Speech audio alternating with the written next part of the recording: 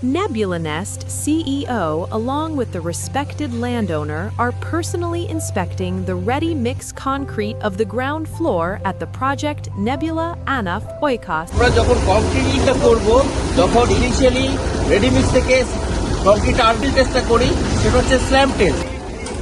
আমাদের যখন ফ্রেশ কংক্রিটটা আসে পুরো পাথর ওখান থেকে নিয়ে আমরা যদি সিমেন্ট এবং বালিটা আলাদা করি, দেখি যে এই পাথরের গ্রেডিংটা ঠিক আছে কিনা, যেখানে 3 ফুট ডাউন থেকে শুরু করে হাফ ইঞ্চ, কোয়ার্টার ইঞ্চ সবগুলো যদি থাকে balance, that is a good concrete.